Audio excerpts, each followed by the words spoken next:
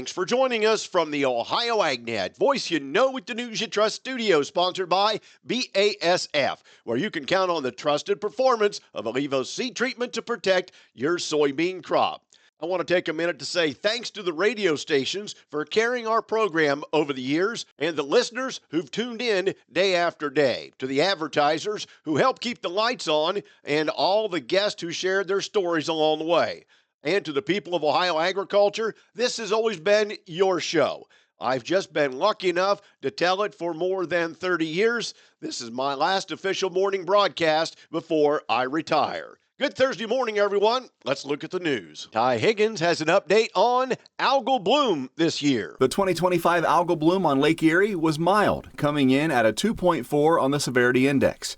This is not only consistent with what the research is saying about the progress of farmers' water quality efforts in Northwest Ohio, it's also following a trend that is promising for the future, according to Jordan Haywisher, Director of Water Quality and Research with Ohio Farm Bureau. It really matches what we've seen in the dissolved reactive phosphorus coming down the Maumee into Lake Erie. 6 years in a row or so that have been mild to moderate blooms, I think 8 out of the last 10 years, and that matches up with a 6 to 10% reduction in DRP that's coming down the Maumee, which is what fuels the algal bloom. So the science is catching up with the results, and we're seeing good progress that we are going to kind of shout from the mountaintops as we move forward, because I think we're going to make continued progress as the years go on. That progress is great for water quality, but it also helps the buy-in for programs like H2 Ohio. We just heard a couple of weeks ago that half of the western Lake Erie Basin is now involved in that program in one way, shape, or form. That program continues to grow, and the more it grows, the more progress we expect to see.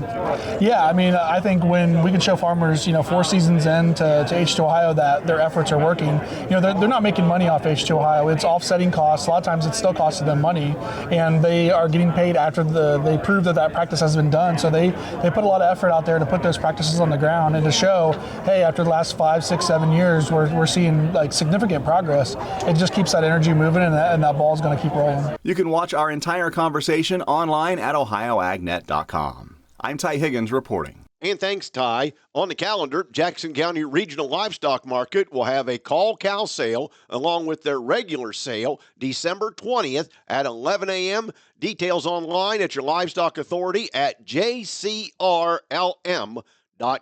Today's weather brought to you by Seed Consultants. Simply better performance online at seedconsultants.com. Here's the forecast. Another very mild day across the Buckeye State, but we've also got some rain headed our way. I'm Chief Meteorologist Ryan Martin. Let's take a look at that Ohio Ag weather update. Clouds building here today. Rain starts this afternoon and moves into the evening hours. The big question mark is rotating around whether rain can end before the cold air gets here.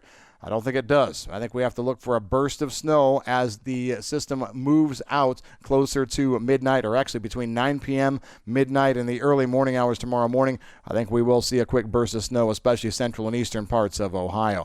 But once the snow is done, and that's ahead of sunrise tomorrow morning, we are going to just be dealing with Arctic air blasting the region through your entire Friday. Temperatures start to moderate overnight tomorrow night into Saturday. Saturday not looking too bad. Sunday cooler. Arctic air doesn't want to give up that easily. And then next week, we're definitely well above normal from Tuesday through the weekend. Could see a little bit of rain on Christmas morning. I'm Ryan Martin. And thanks, Ryan. Let's check in with our weekly update from the Ohio Soybean Council and your checkoff dollars at work. Here's Dusty Sonnenberg. Joining me today is Mike Steenhoek. Mike is the Executive Director for the Soy Transportation Coalition. Mike, thanks so much for your time this morning. Railroads the topic of the day, especially in light of some of the proposed mergers. From an ag industry standpoint, do you see a risk of reducing competition by this? Because it really creates a supersized railroad compared in size and scale with revenues to where all the other railroads fall out. Yeah, and that is a notable concern among a lot of agricultural shippers and shippers from other industries, because that's one of the things that history has taught us. This is not the first time we've had consolidation, mergers, acquisitions within the rail industry. There's a long history of that. And one of the byproducts of that has been less reliable service, higher railroad rates. Not always, of course, but many times that has happened. And for a rail customer like agriculture, like other industries, the ideal scenario for us is we want as many transportation providers competing for our business as possible, whether it's within the rail industry or even outside the rail industry, trucking, barge, rail, as many as possible possible that can be competing for our business, that puts the customer in a good position. And now all of a sudden, when you start reducing those numbers of transportation providers competing for your business, that shifts kind of the negotiating dynamic more away from the customer and more toward the railroads in this case. And so that's something that's a concern for us. Now you'll hear other railroad customers within agriculture and elsewhere talk about the prospect of having more seamless rail service from one area of the country to the next. So a lot of your assets are located in the western part of the United States. Some are attracted to the prospect of having more streamlined service, if you will, to say some of the markets in the eastern part of the United States or ports on the Atlantic coast and vice versa. We have heard and will continue to hear a pretty diverse perspective from agricultural shippers about whether they think this is something that should be approved or something that should be opposed at all costs. There's quite a spectrum that has emerged already. We're going to see that continue. Again, my guest today, Mike Steenhoek, Executive Director for the Soy Transportation Coalition. Today's update brought to us by the Ohio Soybean Council and your soybean checkoff. And thanks, Dusty. The Ohio Beef Council and the Ohio Cattlemen's Foundation, in partnership with the Ohio State University Animal Science Department, will host the Beef 509 program on February 27th and 28th of 2026. It'll be at the Animal Science Building in Columbus. The Beef 509 is an intensive educational program designed to help cattle producers better understand the food side of their business and implement best management practices to improve beef quality, enhance profitability, and recognize value within the beef supply chain. The program is limited to 30 participants on a first-come, first-served basis. Registration is $175 per person. Participants are required to attend both days. Registration is available at ohiocattle.org. Deadline is January the 20th. Back with more after this. After years of dedication, Jim and Jody Johnson are retiring and selling their quality farm equipment through Purple Wave's December 30th Ag Auction. Don't miss their 2024 John Deere ExactEmerge 1775 NT Planter and 2019 John Deere S760 Combine. See the equipment yourself during open inspections at Osage, Iowa on Wednesday, December 17th and Monday, December 29th, both from 9 a.m. to 3 p.m. Visit purplewave.com for a complete listing. Purple Wave Auction, straight, simple, sold. When you combine the advanced technology of Enlist E3 soybeans with Seed Consultants' dedication to performance in the Eastern Corn Belt, it's a simply better experience. Our Seed Consultants brand soybeans are hand-selected, tested, and proven to perform in your conditions, backed by the local knowledge of Seed Consultants sales professionals. Buy into better soybeans with reliability and results packed into every variety. Visit seedconsultants.com.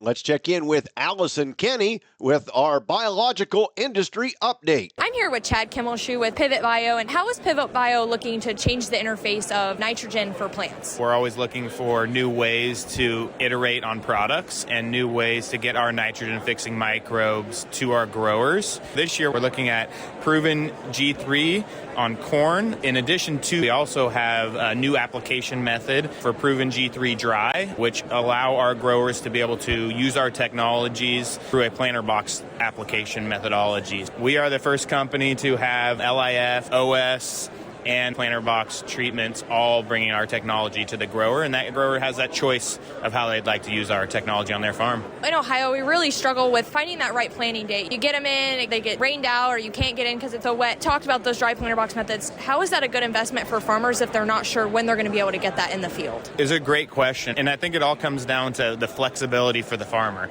These planter box treatments, they have the ability to apply them directly to the seed right when they're going to go plant. They can have product on hand, and it gives them flexibility going to the farm at any time, and if they get a rain out, they don't have to apply it. If they're good to go, they can just go ahead and apply it and go right into the field. So it's all about flexibility for that grower and the ease of application. Ohio has a multitude of different soil types, from hard clays to sands. How are your products really helping those farmers to adapt to get better yields when they might have those challenging soil conditions? That's a great question, and that we all try to overcome. The key with Pivot Bio and our products is they're a supplemental final form of nitrogen to that grower's current synthetic nitrogen program. We have the ability to always be present in all the soil environments. As we live on the roots, we're not going to leach, we're not going to volatilize, and so growers are very confident and they trust that our microbes will be there no matter what. With the varying conditions of soil, varying weather conditions we've seen the last couple years, I think it's critical that growers have that trust there when they can't predict some of those other things, and knowing that our product will be there and perform across those environments. Thank you, Allison Kenny, for that update. And an export update, private exporters reported the following sales: 198,000 metric tons of soybeans for delivery to China during the 25-26 marketing year. 177,055 metric tons of corn for delivery to Mexico during the same 25-26 marketing year.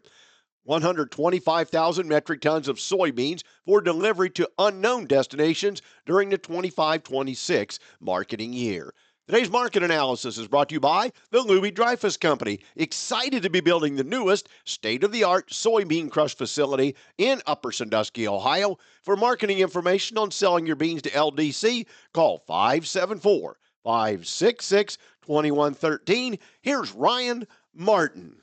Grain markets finished narrowly mixed yesterday. Corn was higher, KC wheat higher, Chicago wheat down, beans down, as well as bean meal.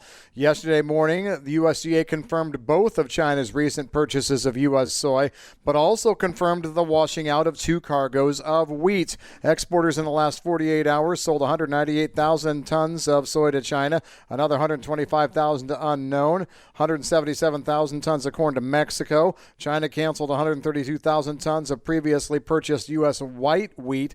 That eliminates about 58% of the white wheat sales made so far to China. On the flip side, on corn, strength there came mostly from U.S. ethanol production. For the week ending December 12th, it came in at 332.5 million gallons versus 325 the previous week, up 3% year on year, a new all-time record. Assuming normal seasonal trends, there are estimates now that corn used for ethanol production in December should come in 5 million bushels higher than a year ago. I'm Ryan Martin. And thanks, Ryan. We'll look at the overnight figures after this. Here's farmer and businessman James Wood. We farm about 3,500 acres. There's pipelines everywhere. The contractor working on my property did not have the lines located before he began work, and it resulted on a strike on a natural gas pipeline. Fortunately, no one was hurt, but it could have been much worse.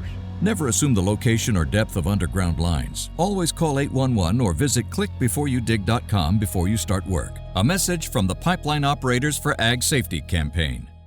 Let's talk about America. Not taxes or tweets or the issues that divide us, but how incredible our country is. Whether you come home to a crowded city street or sleepy small town, everyone deserves to live in a clean, green, and thriving community. We are Keep America Beautiful, the nonprofit working with millions of people like you to end littering, improve recycling, and beautify communities. Learn more at kab.org. Together, we can do beautiful things. Today's market's brought to you by Seed Consultants. Simply better performance online at seedconsultants.com. Overnight at the open, March corn up 1 1/4 at 4.41 3/4. May up 1.5 pennies at 4.49 1/4. The July corn is up 2 at 4.55 1/2. January beans up 1.5 pennies at 10.59 3/4. March $10.70 1/4, up 1 1/2. May beans up 1 3/4 at $10.81 3/4. July new crop wheat down 1/4 cent at 5.27 1/2. September still unchanged at 5.41 1/4 cent. The livestock markets have a struggle to not go lower during this holiday time of the year. December cattle closed yesterday down 85 at $230.30. February down $1.15 at $229.55. April also down $1.15 at $229.12. Now the February lean hogs closed $83. That was down $1.77. April down $1.75 at $87.95. May $91.92, down $1.45. The March feeder cattle down $1.27 at $336.32. April down $1.27 at $335.02.